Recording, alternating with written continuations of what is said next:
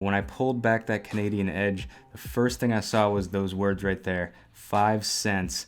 And I can tell you right now, that is not a Jefferson nickel. So we're gonna flip this over and hopefully get a date off of this. 3, 2, 1. Hello everybody and welcome back to Coin Quest. Coin Quest of course is a series where I take $100 boxes of nickels like this one, go through the rolls and look for interesting and valuable nickels that I can use to fill in my collection books. The goal of the series is to see how far we can fill out these collection books using only coins that we find in circulation via these bank boxes. The main collection that we're filling out in this series is the Jefferson nickel collection from 1938 up to the present date. On top of that, we're looking to fill out our Canadian nickel collection, which went from 1965 up to the present date, and we're also going to be looking for the Elusive Buffalo nickels, which went from 1913 up through 1938. Now, as you may or may not know, a box of nickels contains 50 rolls, $2 a piece, and right here we have 3 that I found particularly interesting because of the coins on the ends of the rolls. This one right here I know for sure is older. I can see the date on it. It's 1959, which is 60 years old. That's pretty reasonably old if you ask me. So for this one on the right here, actually, if you peel this back a little bit, you're actually going to reveal a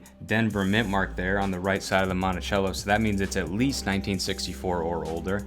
And then I believe this one might actually have a mint mark as well. If we look at that, there's another Denver mint mark right there. But before we jump into those 3 enders, I want to give you a quick look at what we're looking for in this box today, and it's all laid out on this placemat right here, which I designed specifically for coin roll hunting nickels. So as you can see, these are all the different types of coins that you can possibly find in a nickel box. Now if we flip the placemat over to the back side, you'll see that we have a scoring system that we use to rate the boxes based on how many of these different types of nickels that we find, and we also have these key date, low mintage, and low mintage Buffalo nickel lists. So anything that's rare, anything that's valuable, you will find in these lists. And these will help you as you go through the rolls if you don't have a red book or any other type of resource by your side. So I use that as just a nice, easy way to determine whether a coin is rare or not, because even after doing this for 3 years, I can't keep it all straight in my head sometimes. So that is a look at the placemat that we're going to be using today, guys. If you want to pick one of these up for yourself, make sure to head on over to quinscoins.com, and I will put a link down in the description below.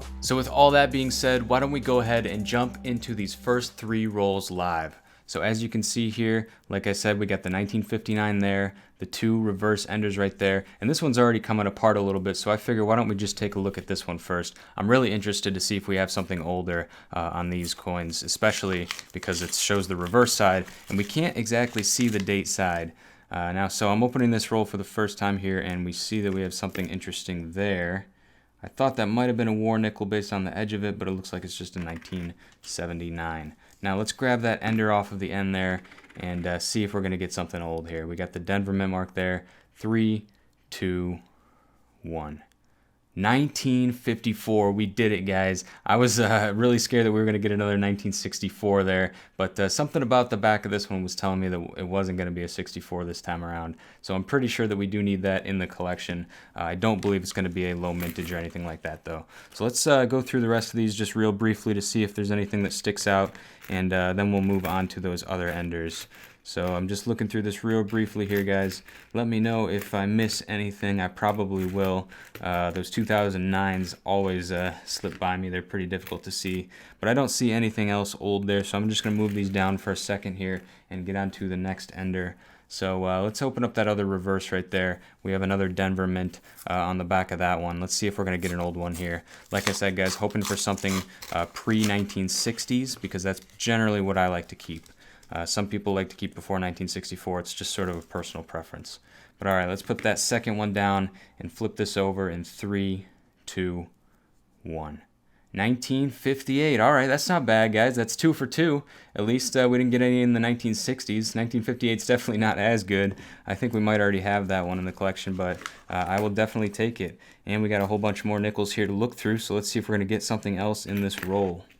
So I'm seeing a commemorative right there, the Louisiana Purchase. There's another one.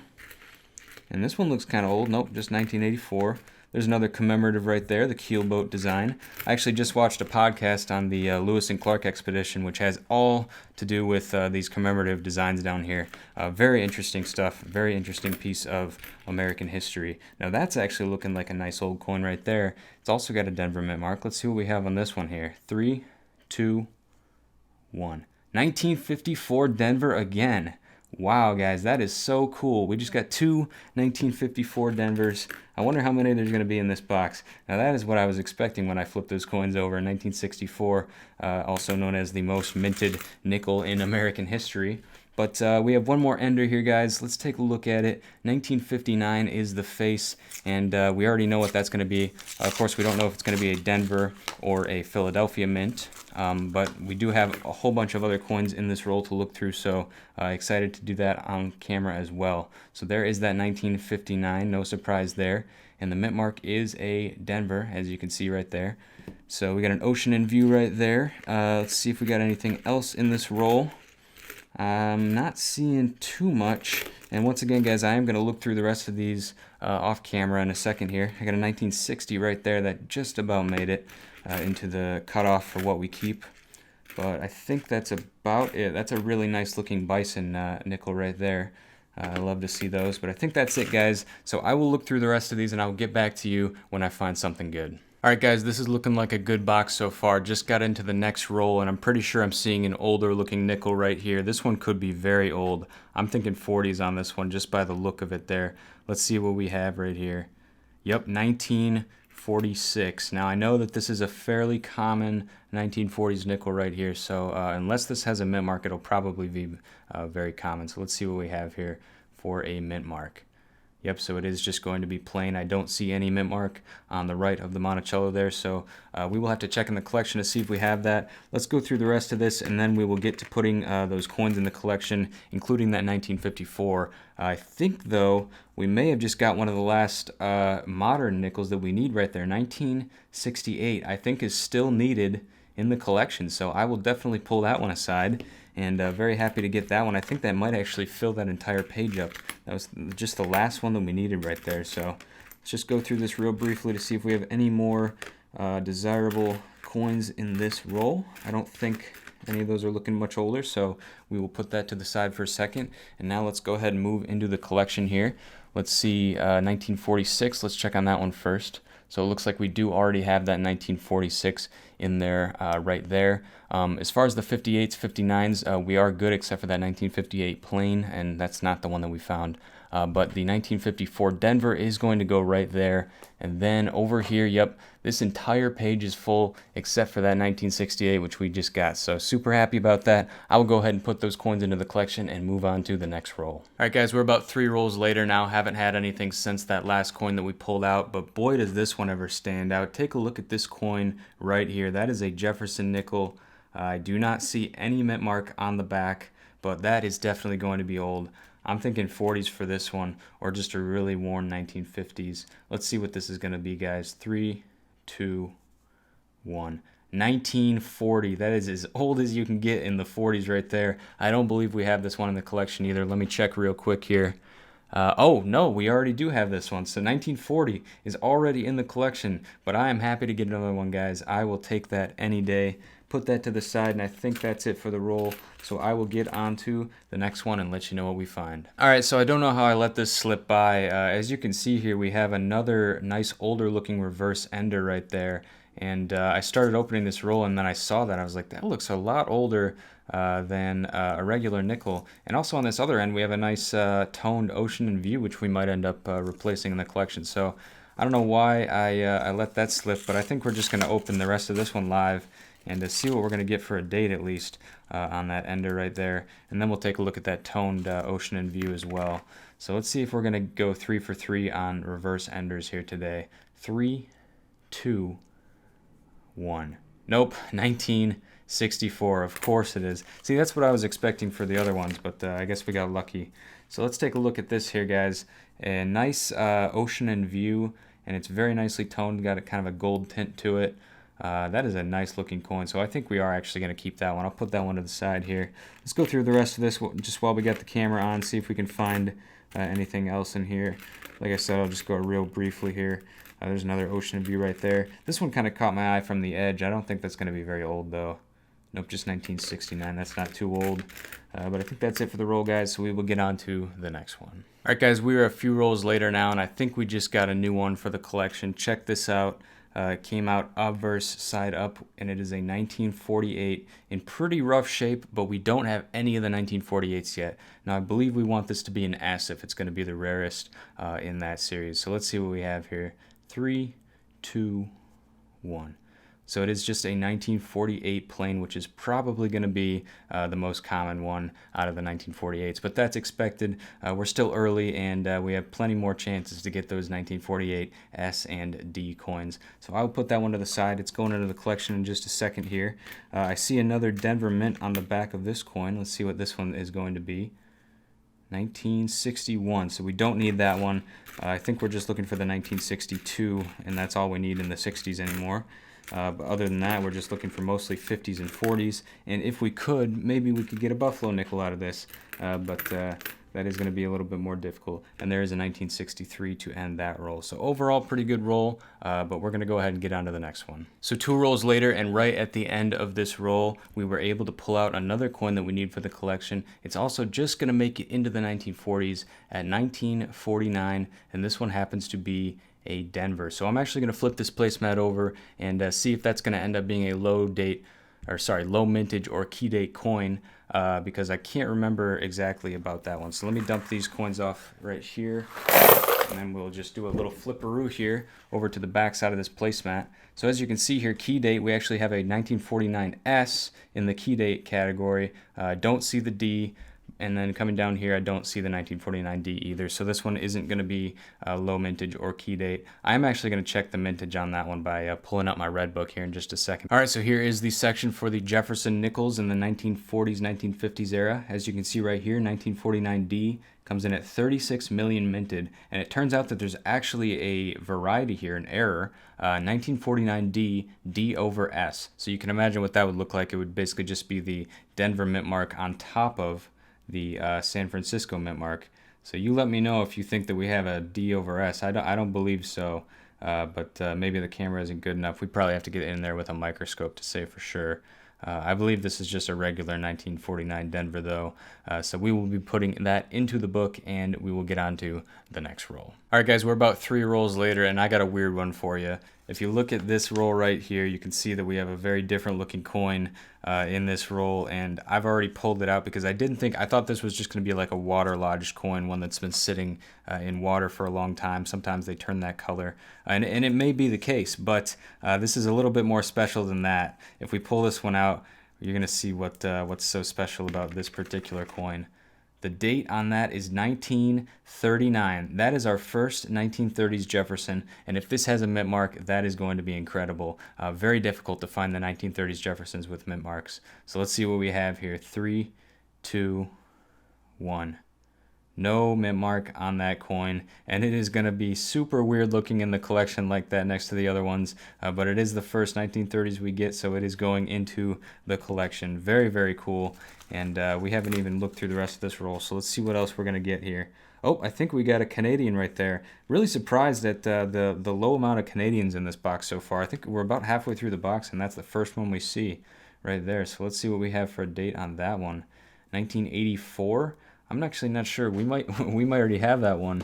We only have 2 in the collection so far, and they are 1982 and 1995. So that 1984 is going to be going into the collection. Very cool right there. Let's see if we have anything else in this roll. Those Canadians always stick out, so they're the first thing I see. And there, we just got another 1948. Let's see if this one has a mint mark. Nope, no mint mark on that one, so that is another duplicate. Actually, just a couple of rolls ago, I pulled out another 1948 plane, so that has definitely been a trend of this box so far. Let's see if we're going to get anything else for the collection in this roll. I'd really love to see a 1938 pop out. I haven't gotten one of those in quite a while, so that would be really nice to see. Doesn't matter if it has a mint mark or not. Those are just difficult to find. Alright guys, that is it for that roll. Let's get on to the next one. Okay, so very next roll, and we just got a date that's actually one of the better dates that you can find in the Jefferson Nickels series. If you've been hunting nickels for a long time, you know that 1950 and 1951 are typically very difficult to find, with certain mint marks being more rare than others. And we just got a 1951 showing its face right here. So I'm super excited to see what is going to be on the back of this coin. No matter what it is, I believe these are pretty rare. So let's see what we have here. 3, 2, 1. 1951D. Now, to be honest with you, I don't know if that's a good or bad. We will be flipping the placemat over to see if it ends up going into one of those low mintage or key date ranges. But I'm just going to put that to the side for now, and then we'll keep looking through here to see if we have anything else in the roll. This one looks a little bit older, so let's see what we have on that one. 1970. That's not even a 64. All right, I think that's it for the roll, though, guys. So we're going to dump this one out and flip it over to the back. And we'll see if we have a key date or low mintage coin.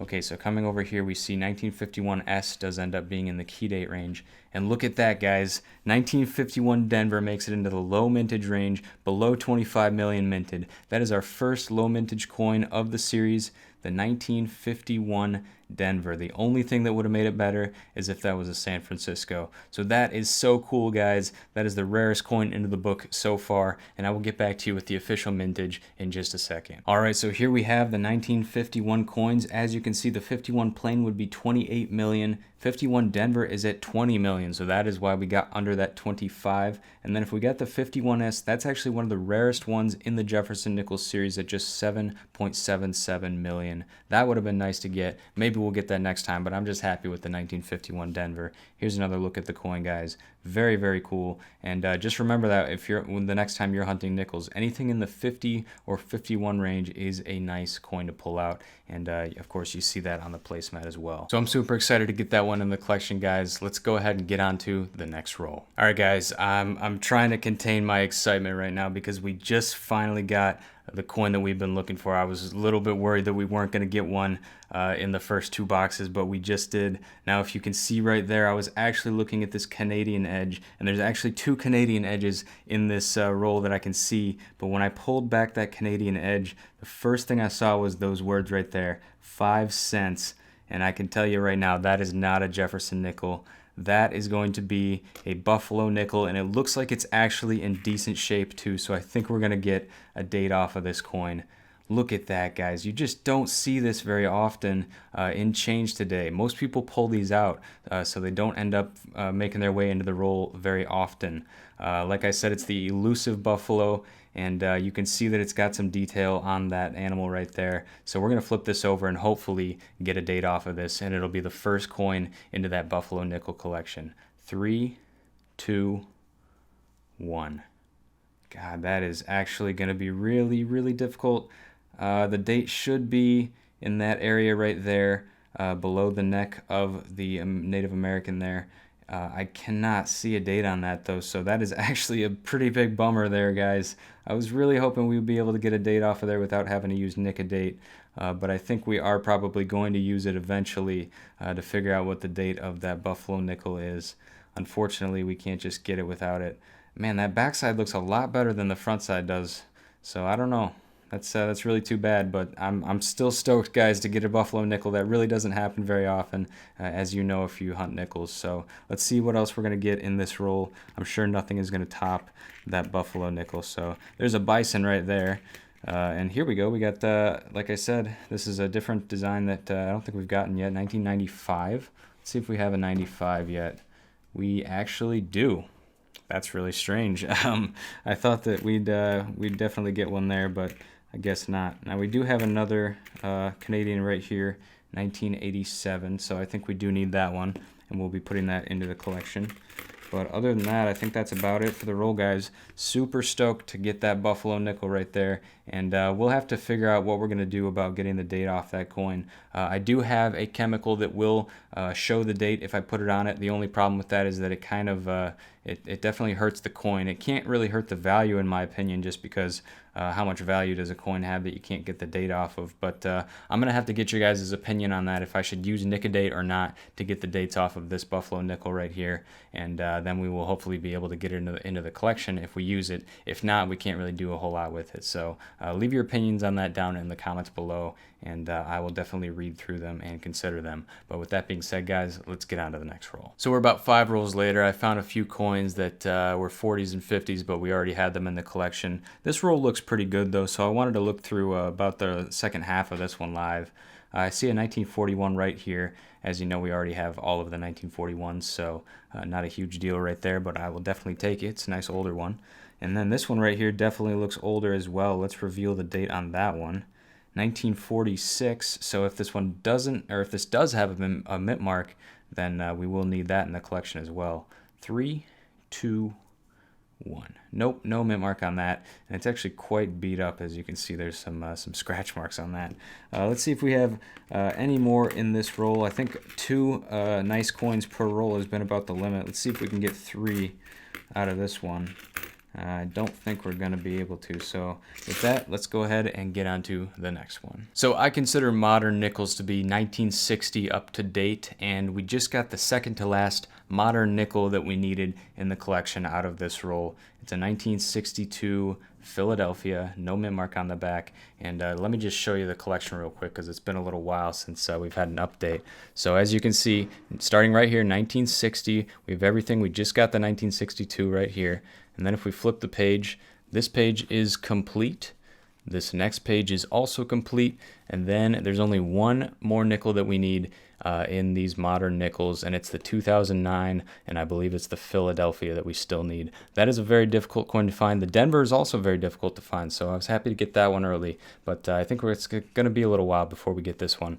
But we did just get that 62, so now all we're looking out for in the post-1960s nickels is the 2009 Philadelphia. All right, so we just blasted through the last 10 rolls of the box without really finding a whole lot. We did find a few things, which I'll show you in a second. This I thought was really cool. 1960, very nicely toned nickel right there. So that will probably be going into the collection. But since we got the last roll right here, I just figured we'd go through this one live just to see if there's anything in this last roll or if it's going to bring us any luck. Now, I am kind of surprised that we've been through 2 boxes now and haven't found a single war nickel, but we were able to find a Buffalo nickel. It certainly didn't used to be that way. I used to be getting about 2 or 3 war nickels every box, and the Buffalo nickels seem to be few and far between, but this time around it seems like it's more about the Buffalo nickels popping up, and I've really not been able to see any of the silver war nickels. So just kind of thought that was interesting. I am seeing a lot of 1962s in this roll. I think I've seen 3 so far, but those, like we said, we're done with those. Don't need those anymore.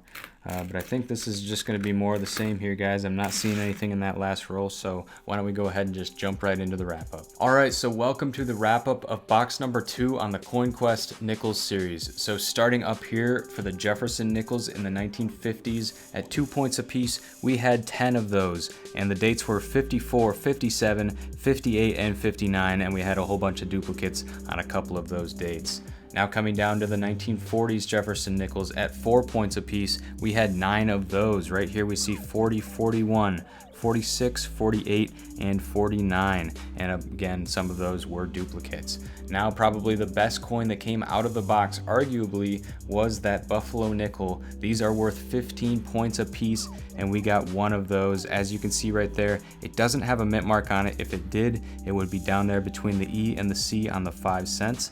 And just to quickly take a flip of that coin, as you can see, it does not have a date. So I still need you guys' feedback if we're going to nick a date that coin or not. I would really like to find out what the date is. Of course, if we do end up finding out the date, it will not end up being in this low mintage Buffalo nickel range, because all of the coins in this area have either a D or an S mint mark on the back, and this one does not. But I still would like to get it into the collection. So that's what we had, guys. And then if you add up all the coins that went into the collection, which you'll see on this side right here, we got a bunch of 50s, 40s, a whole bunch of Canadian coins as well. And of course, we got that 1951 Denver low mintage. The low mintage coins are at 10 points a piece. If you flip it, if you add it all up, it came out to 96 points, which I think the first box was 49 points or something like that. So this was about twice as good as that box. A whole bunch of good coins, including a Buffalo nickel. And speaking of the collection, guys, why don't we go ahead and just take a quick look at how it's doing. Like I said, we're still missing that 2009 Philadelphia, but this page is complete. This page is now complete, and all the way up into the modern era is basically complete. Now you can see that we have a whole bunch of holes when you get back into the 50s, and especially in the 40s. We haven't even touched this section yet, because that is mainly silver war nickels, which we haven't gotten any of yet. So hopefully we will be getting those soon. And just to take a quick look at the Canadian collection, First page has no coins on it. Second page has quite a few, and I think we got one on this last page. This was a really fun box, guys. Lots of old coins in the 1940s and 50s, and of course, any box with a buffalo nickel is a good box, so I'd say today was a success. So just a reminder, guys, if you want to get these coin roll hunting placemats for yourself to aid you in your nickel roll hunting, you can head on over to quinscoins.com and get them there. Links will be down in the description below. With that being said, thank you so much for watching. Make sure to go down below and leave a like on the video if you enjoyed. Subscribe if you're new, because I post new videos like this every single week, always bring you along with the hunts and having a good time. And as always, I'm Quinn, and this is Quin Coins signing out, and I will see you in the next one.